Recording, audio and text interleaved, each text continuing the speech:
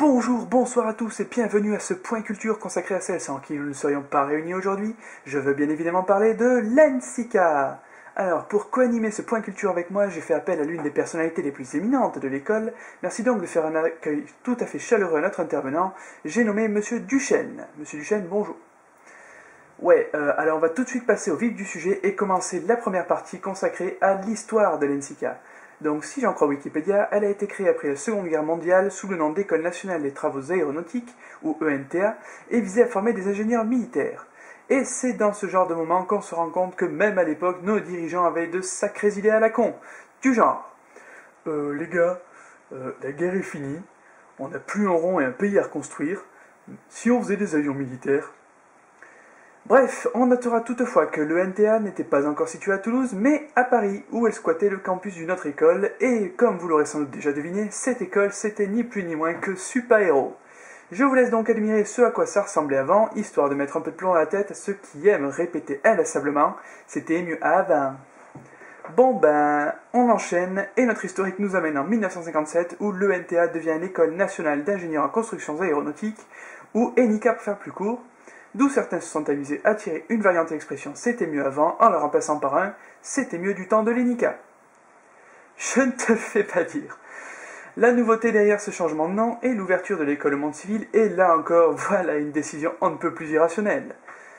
Les gars, en ce moment on est en train de faire la guerre en Algérie, il y a les Américains et les Soviétiques qui s'apprêtent à se foutre sur la gueule. Si on arrêtait de faire nos avions militaires... Et c'est en 1961 que notre école a délocalisé à Toulouse et a donc fui Super-Héros pour rejoindre notre campus de joliment adoré. Enfin une bonne idée donc. Et là on se rend compte que si le bâtiment principal était déjà là, autour ça a quand même bien changé. C'est une très très bonne question, monsieur Duchesne, à laquelle je n'ai bien évidemment pas la réponse.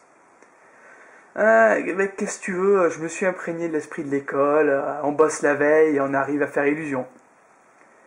Ou pas. Mais on s'éloigne un peu du sujet, donc nous allons faire un saut jusqu'en 1969. Presque. C'est l'année où l'ENICA a level up puisqu'elle est passée au niveau supérieur. D'ailleurs, on a décidé de l'appeler l'École nationale supérieure d'ingénieurs en construction aéronautique, ou plus communément l'ENSICA. Je t'emmerde, Duchesne. Bref, on sait pas pourquoi en 69 elle est plus supérieure qu'en 68, mais en tout cas ça sonne carrément plus classe, à tel point qu'elle a réussi à rejoindre le cercle très fermé des ENSI. À moins que ce soit justement parce qu'elle ait rejoint le groupe des ENSI qu'elle est devenue supérieure. Ouais, c'est un peu flou cette histoire, alors je vais vous laisser mettre de votre propre opinion pour résoudre ce dilemme qui est aussi proche de celui entre qui l'œuf et la poule est arrivé le premier. Cette phrase ne veut rien dire. Mais c'est pour ça que je vais le reformuler de façon tout à fait élégante, de la façon suivante. Est-ce que c'est la poule qui a pondu l'œuf, ou bien est-ce l'œuf qui est rentré dans le cul de la poule? Cette blague est nulle à chier! Donc, on passe très vite à autre chose, mais comme il s'est pas passé grand chose, j'ai pas beaucoup de trucs à vous raconter. Qu'est-ce que tu veux, j'essaie de meubler en attendant que... tiens, ça va être mon deuxième intervenant qui arrive, il a visiblement un peu de retard, merci tout de même d'accueillir très chaleureusement Monsieur Pascal Rocher. Comment ça, non? Tant pis pour lui. Je vais enchaîner jusqu'à ce jour maudit où l'apocalypse s'est abattu sur nous. En ce sombre jour du 1er octobre 2007 où est né l'ISAE. Et où notre cher NSICA est officiellement devenu l'ISAE Formation NSICA. Ouais, moi non plus, mais je peux te garantir que ça pique encore, particulièrement quand on doit assister aux conférences obligatoires à Sup. Ouais, merci les tuyaux, vieux. Mais bon, faut se dire que ce sera encore pire quand on va devoir réunifier les deux campus et qu'on devra quitter notre douillette humide pour des chambres de merde. Ouais, sauf qu'en plus on sera dans un coin paumé. Je ne te le fais pas dire, Duchesne. Et c'est sur cette réflexion un brin tristounette que se termine notre petit historique. Et après avoir vu l'évolution de l'ENSICA depuis sa création jusqu'à nos jours, il est temps de se pencher plus attentivement sur ce qu'elle est aujourd'hui. Et c'est d'ailleurs le sujet de notre deuxième partie. Je vous laisse admirer au passage avec quel aisance j'admire les différentes parties de mon exposé. Donc, l'ENSICA aujourd'hui c'est quoi? C'est une école où on apprend au top, fraîchement sorti de prépa, toute la panoplie du petit ingénieur Airbus. Des structures, de la mécafluide, de l'info, du traitement du signal, de l'autom, et j'en passe. Ouais, bien évidemment. Mais aussi d'autres trucs moins utiles comme la socio, le droit, ou bien mon petit préféré, le développement durable. Alors, pour ceux qui n'étaient pas là ou qui dormaient pendant les amphis, et Dieu sait qu'ils étaient nombreux, une dame vient pour te dire une effroyable vérité. En effet, polluer, c'est pas bien. Ou alors, dans un tout autre registre, on t'apprend que le caca, faut pas le jeter, vaut mieux le faire frire. Oh bon sang, je sens qu'on touche le fond là.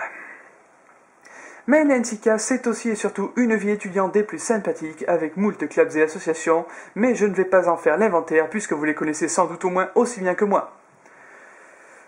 Encore une fois, je t'emmerde. Bon, pour résumer, l'ambiance à Nancy K, c'est le fun, c'est l'éclat, la bonne humeur, la franche camaraderie, la bonne rigolade, la grosse poilade. Bref, ça vend du rêve, ça envoie du fat, du pâté, du steak haché charal, format XXL, qualité supérieure de la mort cultive, et moi je vous garantis que cette phrase part en vrille. Mais malgré tout ça, il y a quand même quelques petits problèmes à l'NCK, ce qui me fait une transition toute trouvée pour ma troisième partie, où je vous propose un top 10 de ce qui ne va pas à l'NCK. Oh putain, cet enchaînement fluide et naturel dans le développement de la pensée, que c'est bon! Numéro 1, vous l'aimez, vous l'adorez, vous la kiffez sa race, je parle bien sûr de l'initiative idée. Alors, pour rappel, le but c'est de promouvoir l'esprit d'innovation chez l'étudiant en lui permettant de réaliser un projet inédit sortant du cadre des cours. Sauf qu'en pratique, 90% des gens la valident soit en faisant une AIE, soit une substite, soit en occupant une place importante dans une assoce comme Merexpo. Du coup, l'aspect innovant est un peu passé à la trappe. On notera également que quiconque a l'imprudence de proposer une idée originale se verra soit confronté à une attente interminable, ou, encore plus radicale, va se la voir refuser catégoriquement. Bref, on gagnerait sûrement à l'avoir supprimé. Mais il y a quand même quelques exceptions, comme par exemple Revel. Donc, pour rappel, Revel, c'est une bande de branleurs de la promo 65 en manque d'initiative idée qui se sont dit les mecs, on est dans une école de construction aéronautique, si on construisait un avion. Idée super originale qui a marché du feu de Dieu, vu que maintenant, on leur accorde tout ce qu'ils veulent sans discuter. Et ouais. Numéro 2, la connexion internet, ou comment on est passé en l'espace de 2 ans en une connexion rapide et stable où 80% du trafic était dirigé vers des sites porno, à une connexion où il faut compter une bonne demi-heure avant de pouvoir espérer atteindre la page tant espérée. Ou pas. Numéro 3, les cafés gratuits. Enjeu éternel des campagnes BDE, ceux-ci sont peut-être responsables de la désertion du foie, puisque le fait de ne pas avoir sa dose de caféine à prix raisonnable, comprenez par là gratuit, ça n'incite pas le caïen moyen à fréquenter le foie, surtout en ces temps de crise. Ce qui me fait une transition pour mon numéro 4, toujours sur le thème de la crise donc. Parlons également de cette augmentation absolument scandaleuse des frais de scolarité de l'NCK en faisant l'une des écoles d'ingénieurs les plus chères de France. Alors, même s'il est vrai que les tops ne choisissent pas spécialement leur école en fonction de son coût, il est quand même bien dommage que l'on nous prenne pour de véritables vaches à lait, d'autant plus que cette rentrée d'argent supplémentaire n'a pas poussé l'école à investir dans des imprimantes qui fonctionnent. À croire que l'argent sort littéralement par les fenêtres. Oh putain, c'est navrant. À croire qu'on pouvait effectivement tomber plus bas, bravo Duchesne. Je vous jure, qui c'est qui m'a refilé un assistant pareil, sérieux? Numéro 5, il existe une règle un peu farfelue à l'NCK qui consiste à dire que les cours sont obligatoires. Ouais, tous sans exception, de l'amphi de sociaux jusqu'à la conférence du jeudi en passant par les PC d'ingénierie système. Bon, par contre, en pratique, on se rend vite compte que certains cours sont plus obligatoires que d'autres, et ça se sent quand un certain inspecteur des études, qu'on ne citera pas, balance quelque chose du genre. Alors, jeudi, il y a une conférence obligatoire, alors essayez d'y aller. Voilà. Numéro 6, les soirées qui se vident. Bon, là, on se dit quand même qu'il y a vraiment un problème quand on voit que la campagne BDE n'a pas été très fréquentée, alors que c'est censé être un des événements les plus marquants de l'année. Vu qu'en plus, il n'y a plus moyen de geeker à l'école, je vous renvoie à mon point numéro 2, on se demande franchement ce que certains avaient de mieux à foutre plutôt que de voir ce que les deux listes leur avaient réservé. Numéro 7, non, Duchesne, je vais pas le dire. Non mais, attends, si tu t'en vas, ce point culture n'a plus d'intérêt. Bon, très bien. Alors, après vérification, il semblerait que le coefficient de la MKG ne soit que de 13, et certaines personnes trouvent que c'est anormalement bas, puisque ça ne permet pas d'envoyer assez de 1 en rattrapage. Voilà, satisfait. Bon, on va pouvoir passer au numéro 8 alors.